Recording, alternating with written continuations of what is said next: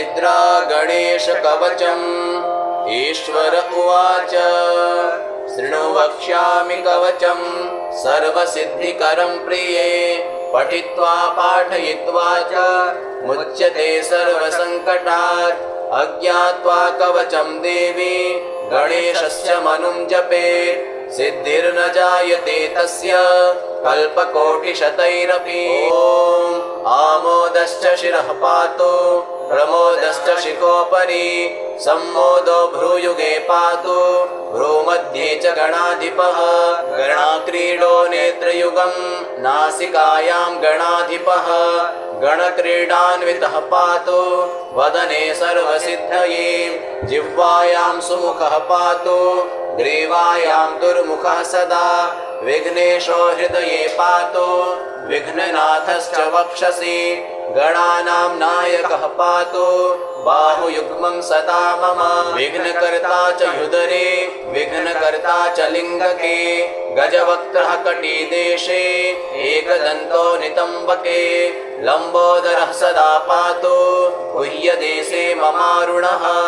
व्यालयज्ञोपवीतिमां पातु पादयुगे सदा। जापकः सर्वदा पातु जानुजङ्घे गणाधिपः। हारिद्रः सर्वदा पातु सर्वाङ्गे गणनायकः।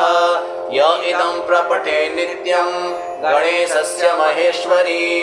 कवचं सर्वसिद्धाख्यं सर्वविघ्नविनाशनं। सर्वसिद्धिकरं साक्षात् सर्वपापविमोचनं। सर्वसम्पत्प्रदं साक्षात् सर्वदुःखविमोक्षणं।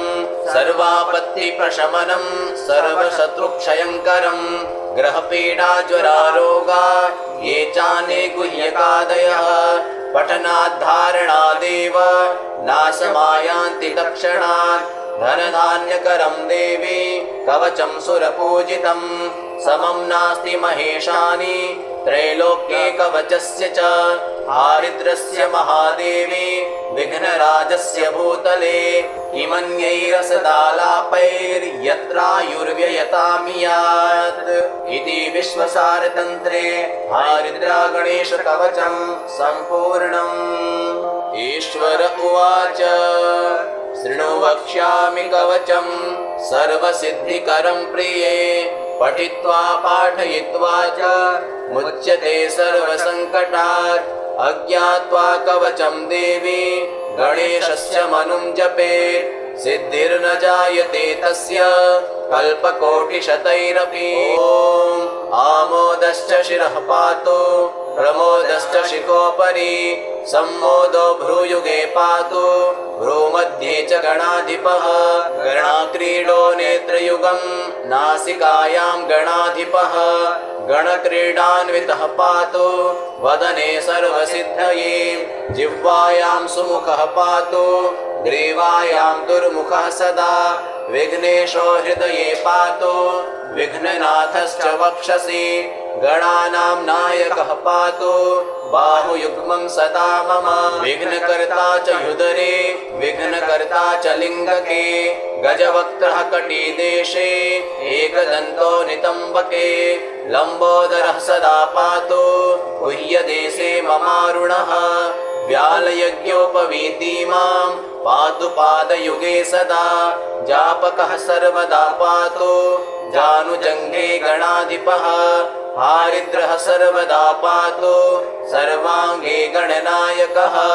य इदं प्रपठे नित्यं गणेशस्य महेश्वरी। कवचं सर्वसिद्धाख्यं सर्वविघ्नविनाशनं। सर्वसिद्धिकरं साक्षात् सर्वपापविमोचनं। सर्वसम्पत्प्रदं साक्षात् सर्वदुःखविमोक्षणं।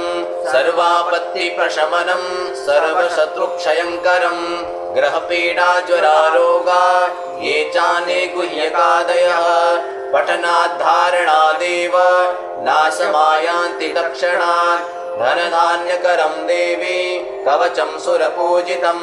समं नास्ति महेशानि त्रैलोक्ये कवचस्य च। हारिद्रस्य महादेवी विघ्नराजस्य भूतले। किमन्यैरसदालापैर्यत्रायुर्व्ययतामियात्।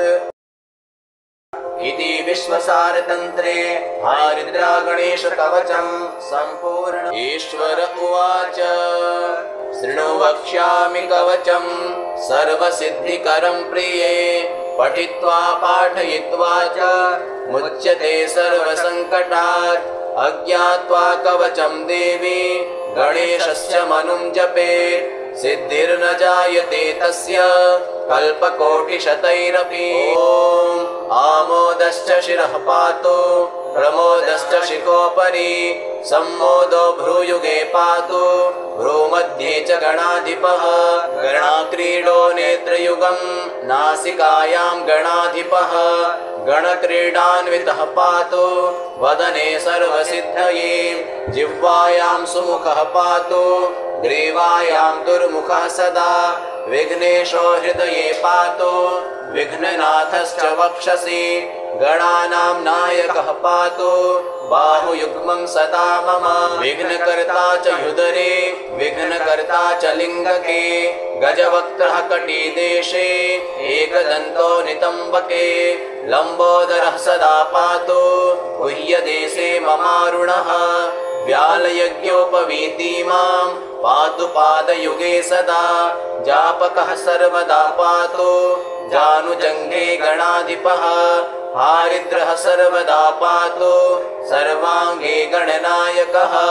य इदं प्रपठे नित्यं गणेशस्य महेश्वरी कवचं सर्वसिद्धाख्यं सर्वविघ्नविनाशनं सर्वसिद्धिकरं साक्षात् सर्वपापविमोचनं सर्वसम्पत्प्रदं साक्षात् सर्वदुःखविमोक्षणं सर्वापत्तिप्रशमनं सर्वशत्रुक्षयङ्करं। ग्रहपीडाज्वरारोगा ये चाने गुह्यकादयः पठनाद्धारणादेव नाशमायान्ति तत्क्षणात्। धनधान्यकरं देवी कवचं सुरपूजितं समं नास्ति महेशानि त्रैलोक्ये कवचस्य च। हारिद्रस्य महादेवी विघ्नराजस्य भूतले किमन्यैरसदालापैर्यत्रायुर्व्ययतामियात्। इति विश्वसारतन्त्रे हारिद्रागणेशकवचम्।